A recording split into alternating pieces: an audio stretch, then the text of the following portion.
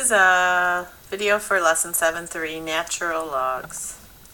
So the learning targets are I can understand and use base e. So this is an exponential function with a base e. We'll define e in a second. So we're going to learn about e and its inverse function, which is natural log of x. It's written ln, and it's called natural log, and then we're going to solve equations. So the first thing you need to know is these are no different than your regular exponentials like 2 to the x and log base 2 of x. They're just different, unique, kind of special ones. This natural log has a base e. So they're the same. The same log properties apply. You solve them the same way that we solved logs. It's just that they're a special log and exponential. So the base e is called Euler's number. So he was a mathematician, right? And it's e. So the function is e to the x. And you can graph e to the x. If you go to y equals on your calculator, let's clear out what we have in there. Let's clear out what we have in there. Come on, clear for me. And then if you look down here, you have a natural log button, and then the second right above it is e to the x. So I'm going to do second natural log, and that's going to give me e to the, this is the little symbol for to the, for the 83, and what I want to put in there is my x. And then I'm going to graph it. So it's going to look just like you're used to your exponential growth looking like that. Now I'm also going to graph right along on the same screen here, natural log. So I'm going to graph natural log, let's try that again, natural log of x. And natural log looks just like our log functions that we've seen. And if you look, these look like inverse functions. If you picture the line y equals x, which, well, actually, let's not picture it. Let's graph it. Put the line y equals x in there. There's the line y equals x, and remember, inverse functions, the function is flipped or reflected over the line y equals x. So e to the x and natural log of x are inverses. Okay, so what is this special Euler's number? The number is e equals 2.71828, 45, 90, 45. It keeps going. It's similar to pi. Keeps going but doesn't repeat.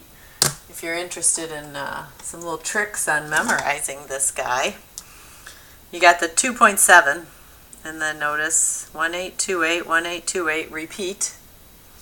And see this 45, 90, 45. Think of those like your angles in your 45, 45, 90 triangle. 45, 90, 45. So that's the only trick I have for remembering those first few digits. Let me just show you on the calculator. If you press that e to the 1 button, that's what you're going to get. There's your 2.7, 1828, 18. Oh, it looks like it rounded that. But this is what it is. And it's used a lot in finance and business. And I'll show you why. So we'll do some word problems where we're going to look at growth, exponential growth using e to the x. So what it is if you take this equation, function, I don't know what you want to call it, and you look at this as n gets very large,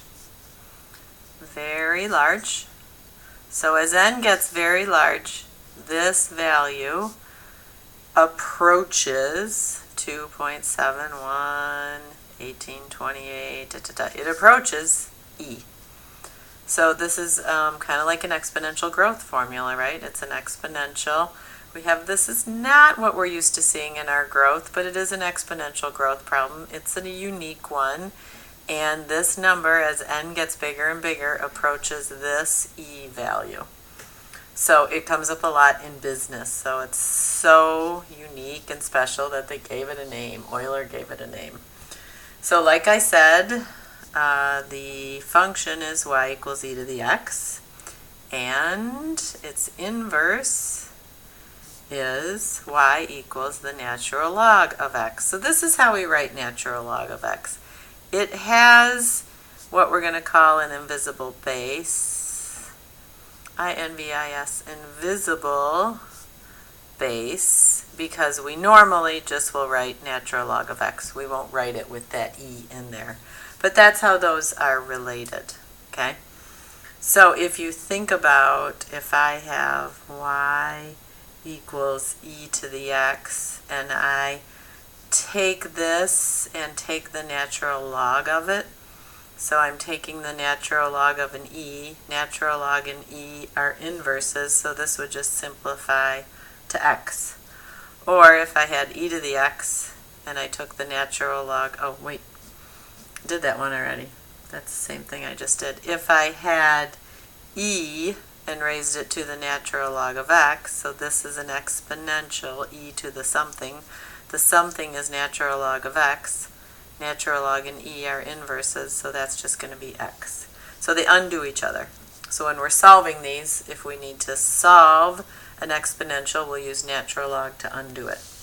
So the first thing we're doing here is exactly what we did in Unit 6. We're just rewriting this. So it says write an equivalent log or exponential equation. Well, this is an exponential, so we're going to turn it into a log. But in e, we rewrite as a natural log, not as a log. So this e is the base. So we can use our arrow thing, natural log e, natural log base e to the 23rd equals x. So remember, you start on the base. E is the base. So, like I said, there's this invisible base e on here, which we normally don't write, so I'll put it there in pencil, okay? So this is turning it from an exponential into a log, or the natural log. This is the other way around, right? So this has that invisible base e. So we're going to rewrite a natural log as an e to the something, and it's going to be e to the 1.2528 equals x. Okay, so if you had trouble rewriting in Unit 6, make sure you revisit that because it's coming up here again in Unit 7. So if I have an e to the x and I want to rewrite it as a log, I rewrite it as a natural log, and it will be natural log of 6 equals x. This has an invisible base. It already is a natural log, so I want to write it as e to the something. So e to the 2.25 equals x. Remember, the bases always stay the same. Okay, and then this says evaluate. Remember in Unit 6 when it said evaluate, we turned them into solves, and we added the equal x on the end. Okay, so, well, this one, if you look at this closely, this is e raised to a natural log. So e raised to a natural log, these undo each other because these are the inverses, so this is just going to be 21. If I did the rewrite, I would get e to the x equals the natural log of 21. And then if I were trying to solve for x here, I could take the natural log. You can kind of think of e. Oh, did I do something wrong here? E to the x equals the natural log of 21. So the natural log of e to the x equals the natural log e of 21. So x equals 21. Okay, sorry about that. Lost my train of thought there for a minute. Okay, this one, remember, evaluates, we're going to turn into solves. So add your equal, add your x, turn it into an equation. So remember, this is got an invisible base here. Oh, but look, I notice again, this is a natural log and an e. So these undo each other. If I notice right away, I'm taking the natural log of e to the something. So these undo each other. But if I did my rewrite, I'd have e to the x equals x squared. Oops. Yeah, x e equals x squared minus 1. Oh, I have to use a different variable here. I'd have to call it like e to the m equals x squared minus 1. So m equals x squared minus 1. E to the x squared minus 1. Oh, I'm messing these up. Sorry about that. I think you get the idea. They undo each other, just like we had with the logs. Okay, these say evaluate. Well, they're really solved though, because they have an equal sign. So remember, these are just the same as logs. So our first step when we were dealing with the logs was to isolate the variable. So there's our variable. It's inside this term. So the first thing we want to do here is minus 4 from both sides. So we're going to have 3e to the negative 2x equals 6. And now our variable's stuck up here. Oh, wait a minute, we didn't isolate enough yet. Now we want to divide both sides by 3. So e to the negative 2x equals 2. Now our variable is stuck up here as an exponent. We want to bring it down. So we're going to change forms. We're going to rewrite it as a log. So it's going to be e natural log, right, base e of 2 equals negative 2x. Now this natural log of 2 I can put in my calculator, and to get x alone here I'm going to divide both sides by 2. So this is going to look like natural log of 2 divided by 2 equals x. So natural log of 2 divided by 2, that's just a number.